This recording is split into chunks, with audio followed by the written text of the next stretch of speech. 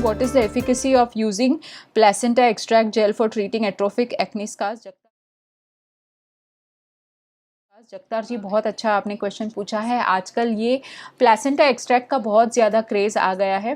कहते हैं कि प्लेसेंटा एक्सट्रैक्ट को एक्ने स्कार्स के ट्रीटमेंट के लिए यूज़ किया जाता है और उससे बहुत ज़्यादा फ़ायदा होता है। अब इसका ये बेसिक फंडा क्या है ये मैं आपको समझाती हूँ।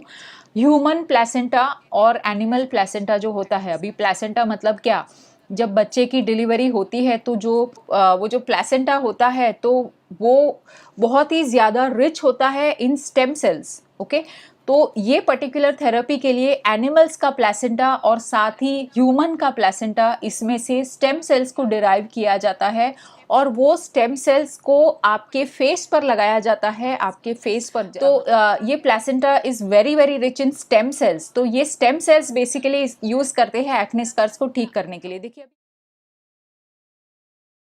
देखिए अभी जो एक्ने स्कार्स होते हैं वो क्यों होते हैं, क्योंकि वहाँ पे डेड स्किन और अनइलास्टिक स्किन, ऐसी स्किन जिसकी कंप्लीटली इलास्टिसिटी खत्म हो गई है और स्कार हो गया है, मतलब बेकार हो गई है चमड़ी, उसका कोई फंक्शन नहीं है। तो अब पुरानी चमड़ी को निकालना है, नई चमड़ी को लाना है, तो उसके लिए हमको स्टेम सेल्स चाहिए होते हैं।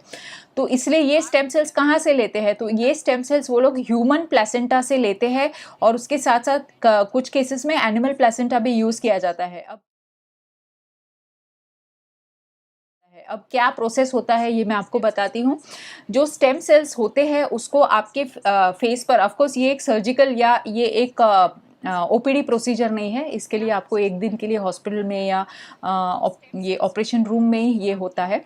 तो इसको आपको आपके फेस पे लगाते हैं, ये स्टेम सेल्स वाला जो सीरम होता है या स्टेम सेल्स वाला सोल्यूशन होता है, इसको आपके फेस पे लगाते हैं और उसके बाद फेस के ऊपर डर्मा रोलर करते हैं। अब डर्मा रोलर मतलब क्या, एक तरह का रोलर होता है, उसके ऊपर छोटे छोटे नीडल्स होते हैं, माइक्रोडर्माब्रेशन भी कहते हैं, लेकिन ये एक तरह का ऐसा डर्मा रोलर होता है जिसके ऊपर छोटे छोटे नीडल्स होते हैं। तो इससे वो पूरे आपके फेस पे एक तरह का एक इंजरी क्रिएट करते हैं या फेस पे जख्म क्रिएट करते हैं, जिसकी वजह से वो स्टेम सेल्स होते हैं सीरम के अंदर, तो वो पूरे एब्जॉर्ब हो जाते हैं और उसकी वजह से स्किन रीजनरेशन होता है, नई चमड़ी आती है और आपके एक्ने स्कार्स ठीक हो जाते हैं।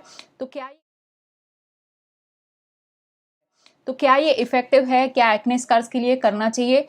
मेरा रिकमेंडेशन है इसको करने की कोई ज़रूरत नहीं है, अनलेस आपको एक्ने स्कार्स बहुत ज़्यादा है तो आप करा सकते हो। लेकिन स्पेशली प्लेसेंटा एक्सट्रैक्ट का कितना फ़ायदा होता है एक्ने स्कार्स में, इसका अभी तक कोई साइंटिफिक डेटा नहीं है।